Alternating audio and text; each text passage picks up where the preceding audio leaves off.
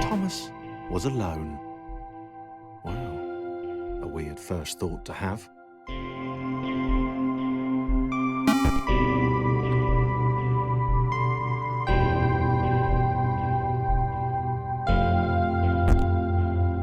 Thomas decided to start listing his observations for posterity.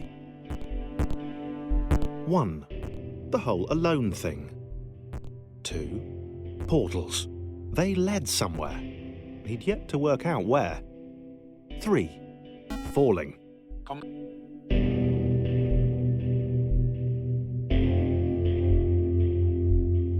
Okay, interesting. Thomas couldn't fall past this block. Think, damn it, think!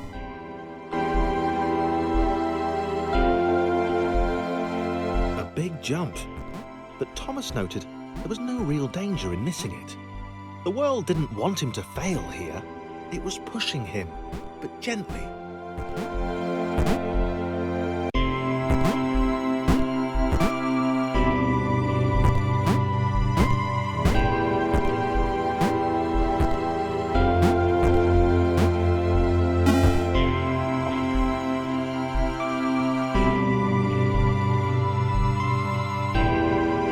This all seemed a little dangerous. The world was not to be trusted. It was unstable, and it seemed to Thomas that it could let him down.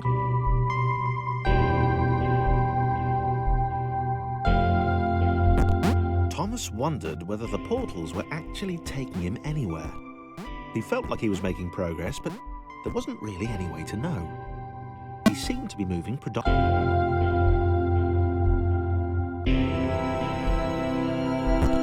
Might have been paranoia again, but Thomas could have sworn the world was becoming more complicated. It always seemed to be one step ahead of his skills. It had been designed just for him. He wondered why.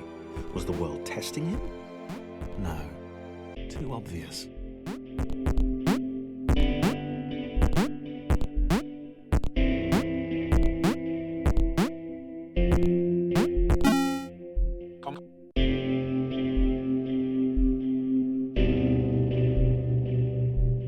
Something about the boiling, toxic, glowing water intimidated Thomas. He didn't like it. He certainly didn't want to swim in it.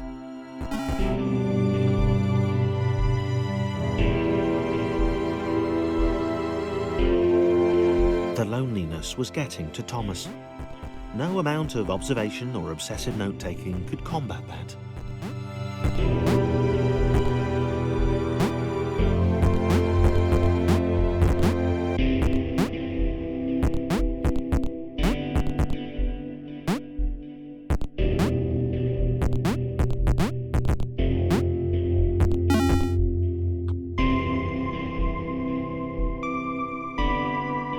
Thomas had a new theory. The world was training him. He could feel himself getting smarter. There was the mental list to consider. Over the minutes and seconds since his spontaneous generation, he'd become a pretty skilled jumper. He was evolving. He just wished he had someone to share it with.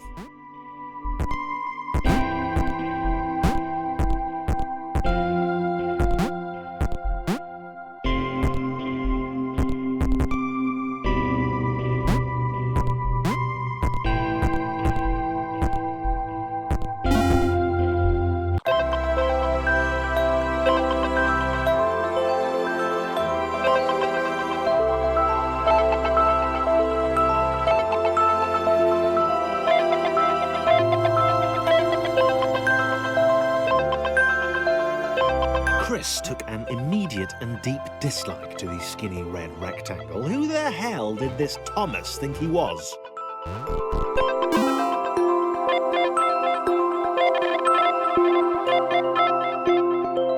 Chris had been doing fine. He wasn't the highest jumper, but he'd held his own. He'd even been graceful at times. Well, not actually. Not technically graceful. It's probably the wrong word, but you know, fine. There was that skinny little runt leaping about like he owned the place.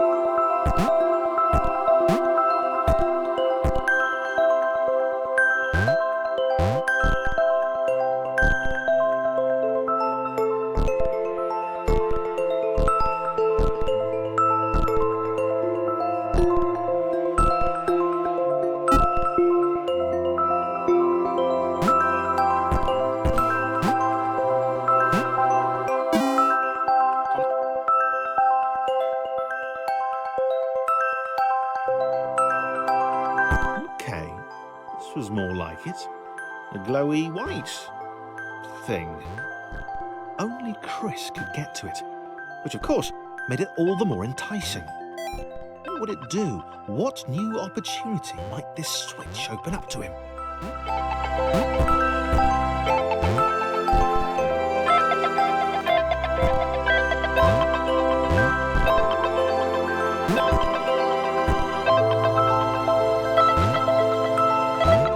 Great.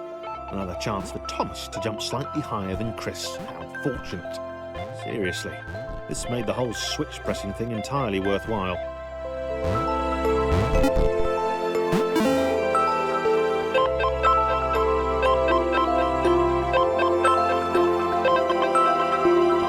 Was this good? Because on the surface, it did not seem good. Chris was pretty scared. Little Red seemed fine, happy to be on his merry little adventure. Chris couldn't shake the feeling that things had taken a significant turn for the worse since Thomas had joined him. Sure, he'd been able to piggyback his way to ever so slightly higher platforms, but where had that got him? Well, to ever so slightly higher platforms, which was sort of his point.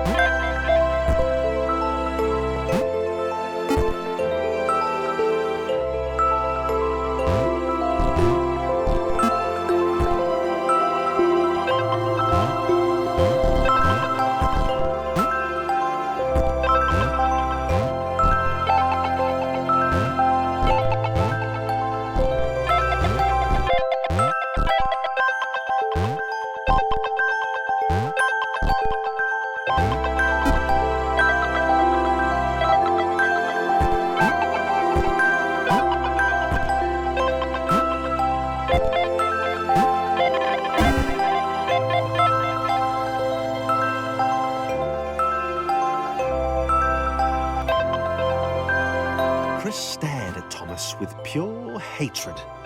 He seemed so very happy at their situation. Friends together, a brave fellowship of quadrilaterals on a quest for greatness. That would be fine. But it was all the obvious observation that Thomas was doing which grated. Every time they saw something vaguely new, Chris would hear a satisfied little from the vaulting idiot. He hoped the next portal would split them up, if only for a few levels.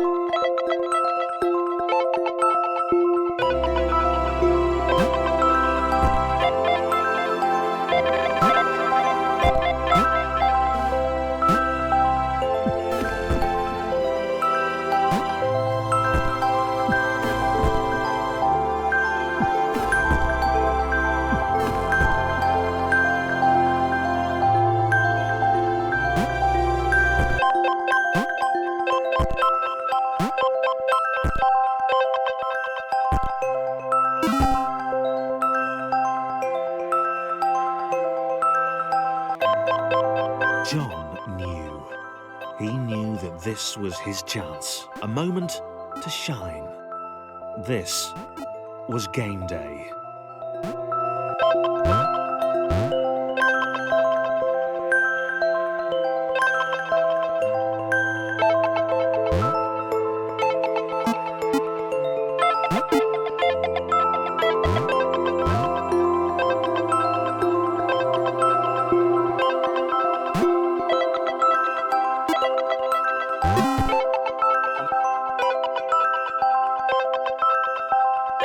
This would not do. John needed room to show off his exceptional skills. As it was, he was trapped on the wrong side of these little dot things. Where did they come from, anyway?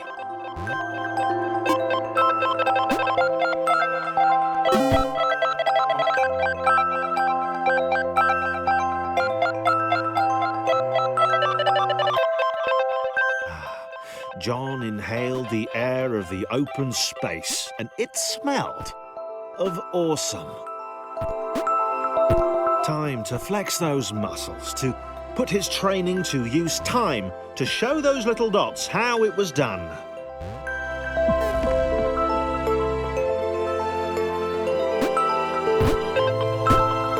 John decided to press the switch to let the little dots catch up with him.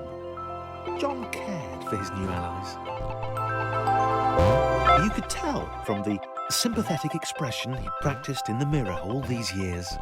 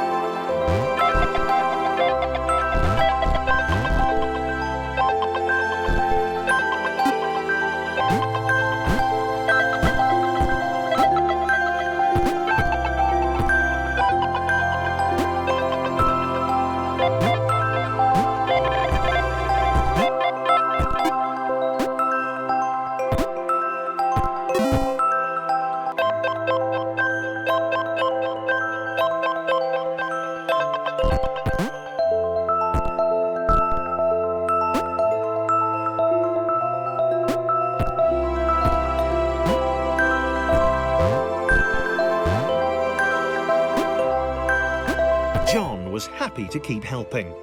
He felt it was important to his image that he was seen to help the little guys.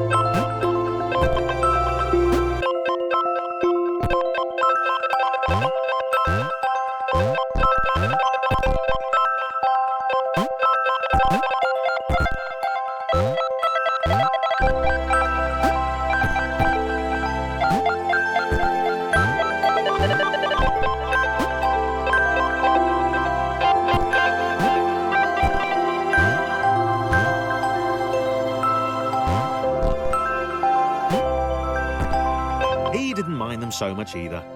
The red one, Thomas, had a charming way of applauding every time John jumped.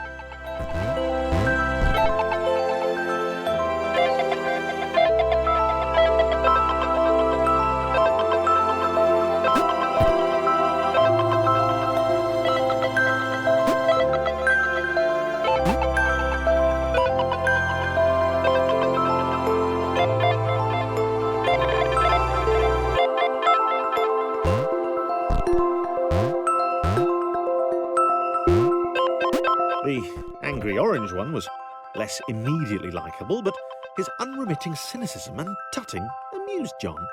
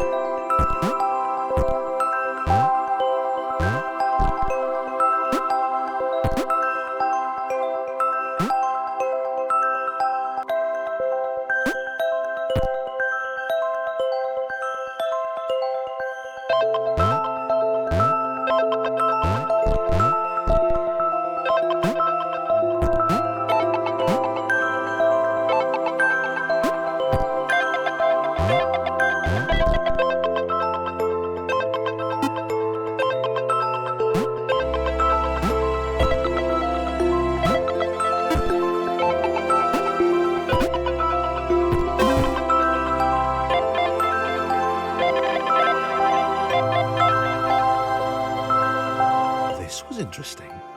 A floating target. This would require coordination, balance, and timing.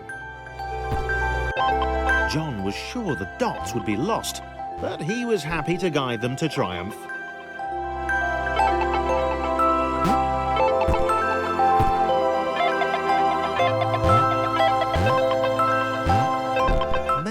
that's what the dots were for. They were there to extend John's reach, to make his performance even more impressive. John liked the thought. He decided to keep them.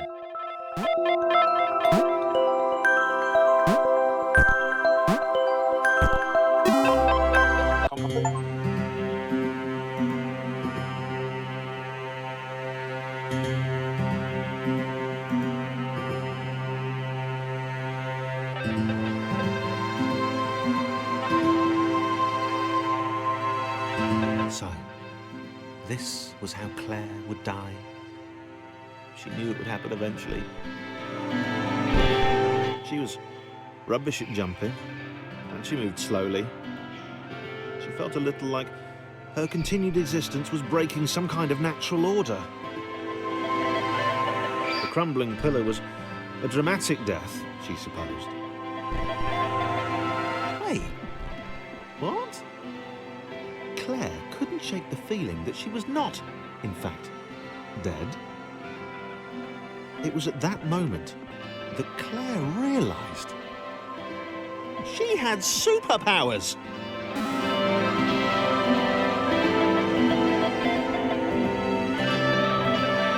She'd need a cape. There was no getting around that. You couldn't be a superhero without a cape. Claire didn't want confusion. If you saw a cape, that made matters clear. You knew what you were dealing with. Claire was all about communication. And, you know, floating in water, which was her superpower.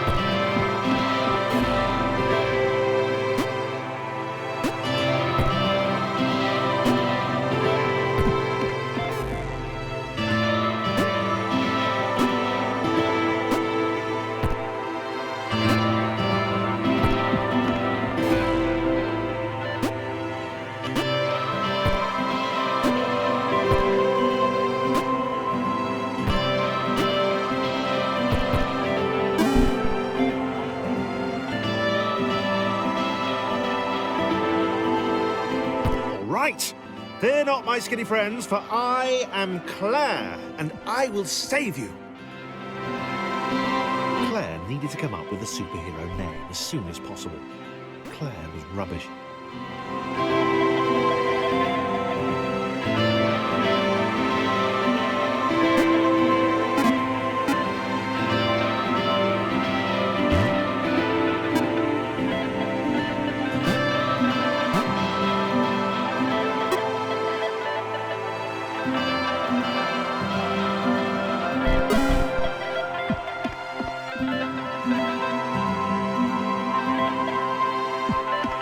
Claire arrived just in time, which was, of course, the perfect moment for superheroes to arrive.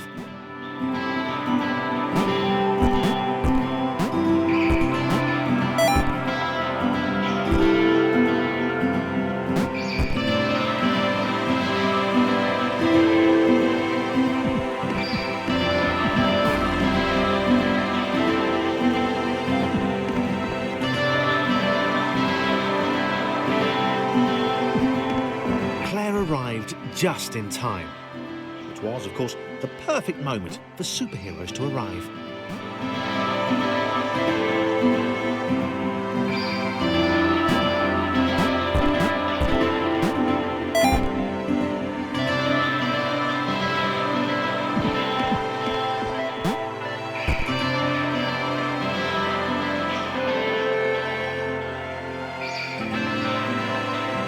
As the water began to rise, Claire vowed to save this little rectangle in as many restarts as it took.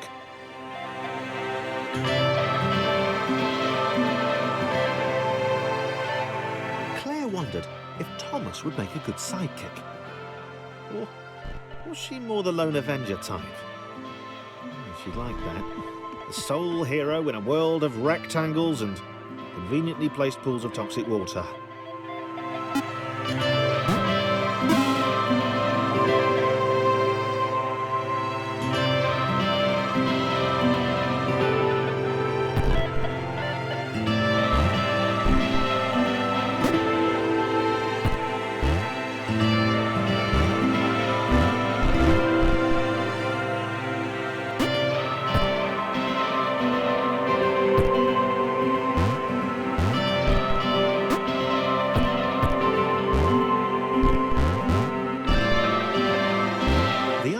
Told Claire that staircases were a bit of a fixture here. Claire wondered why the world made it so difficult.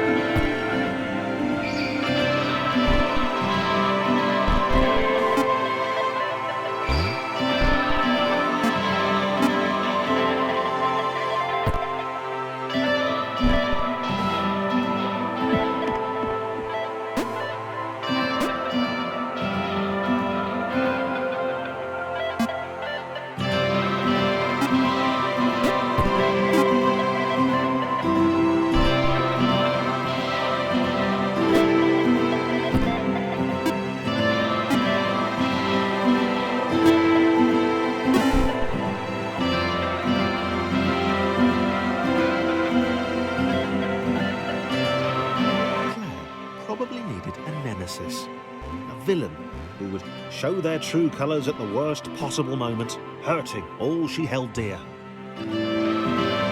Chris was the most obvious choice. He seemed stroppy enough, and his jump was so pathetic that it conveniently avoided Claire's insecurities. Yes, Chris. Diabolical Chris. The fiendish Christopher.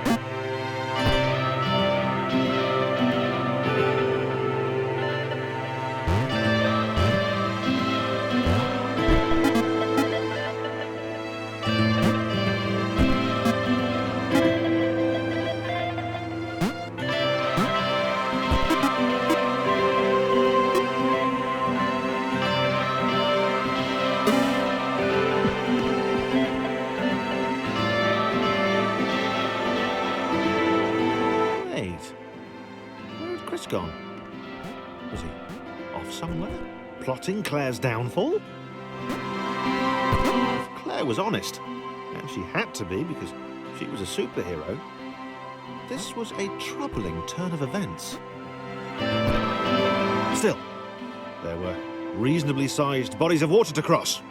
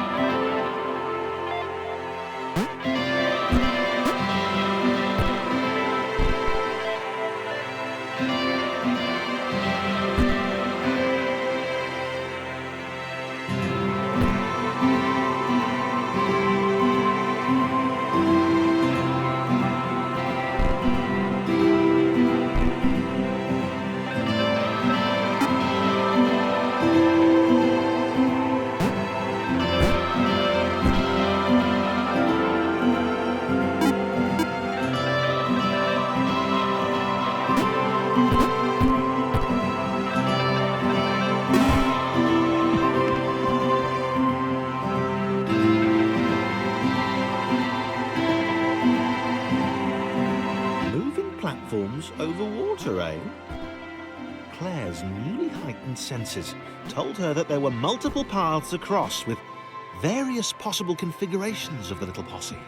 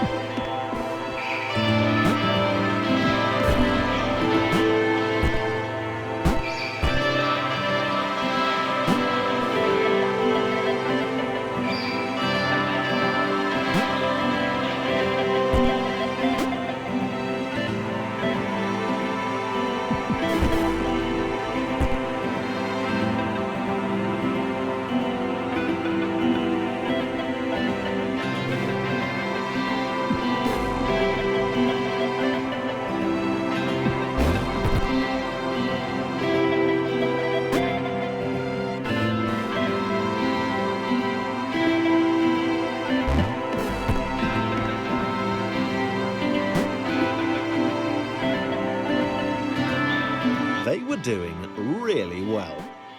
Claire hoped she could get them all across. John was fully aware he could do this alone.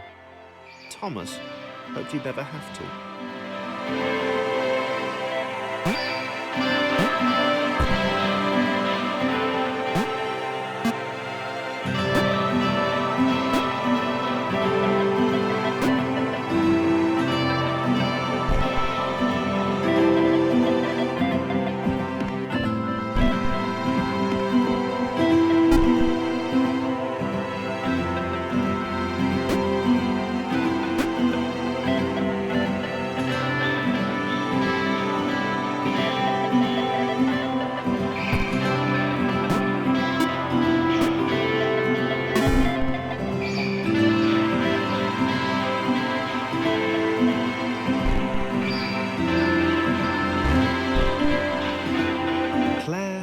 Alone, which was odd, because she wasn't meant to be alone.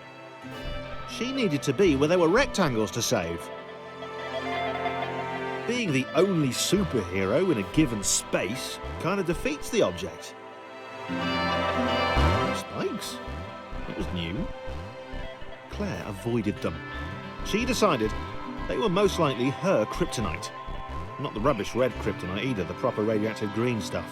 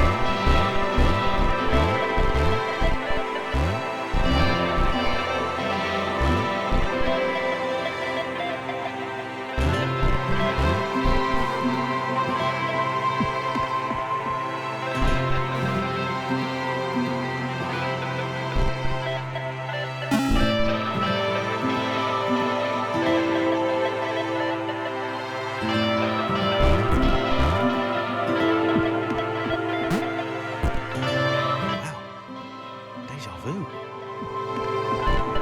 The world was repeating, and this time Thomas was here. Claire felt something had gone wrong.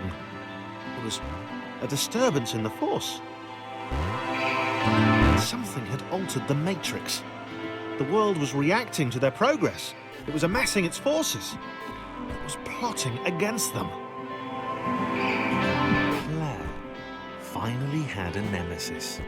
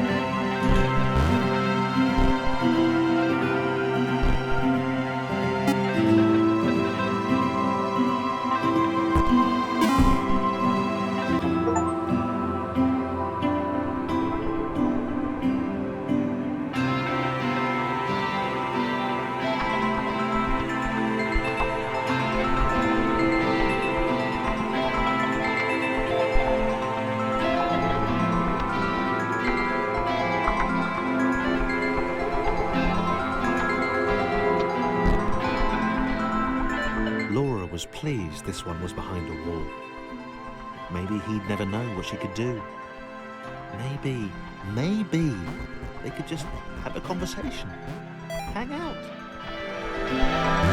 As long as he didn't find out what she could do, which would never happen so long as they stayed separate.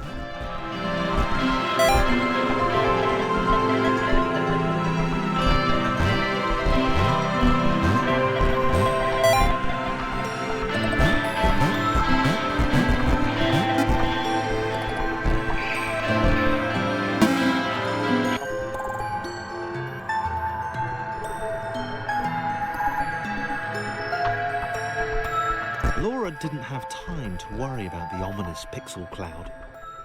It had been following her for some time, and it had kept itself to itself until now. More important was the little orange thing, which was looking at her in a way that she kind of, well, liked.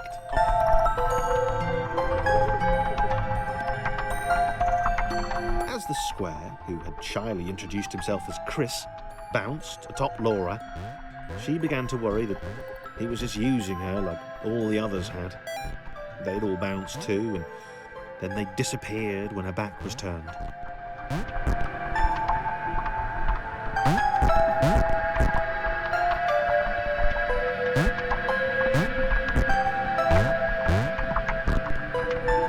Only the ominous pixel cloud ever remained, looking a little bigger and a little less hungry with every disappearing friend.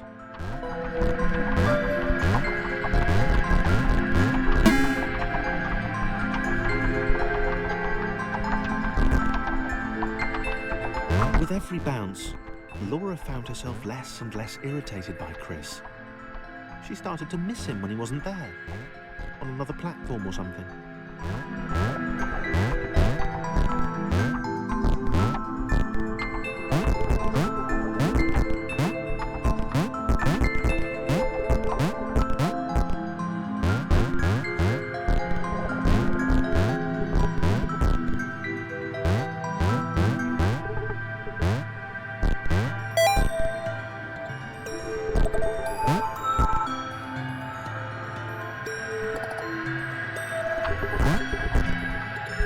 wonder what he was up to. Was he missing her? He wasn't saying very much.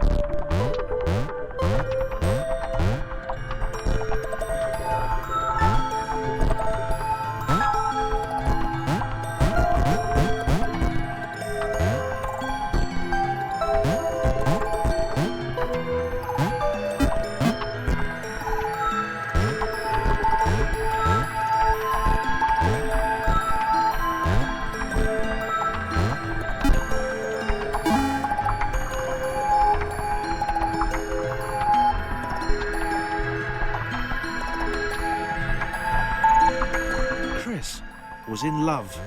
She was perfect. He had to tell her so. At some point, he would definitely tell her. Probably best to wait for a moment the large, ominous pixel cloud wasn't about, though. Yeah, probably best to wait.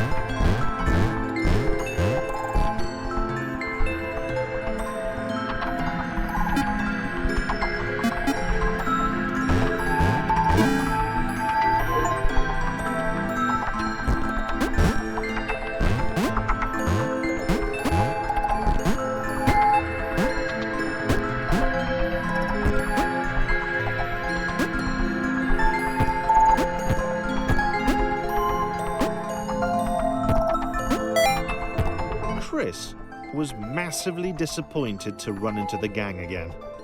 He'd enjoyed the alone time with his new girlfriend.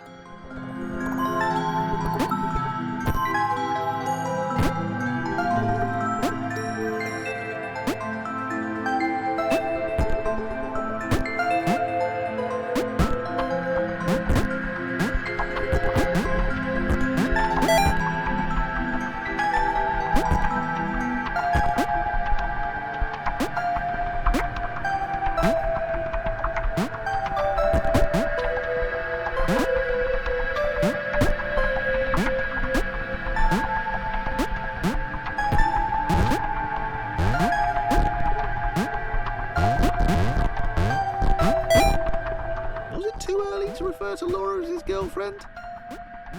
Only if I say it out loud, he told himself. He didn't want to scare her off.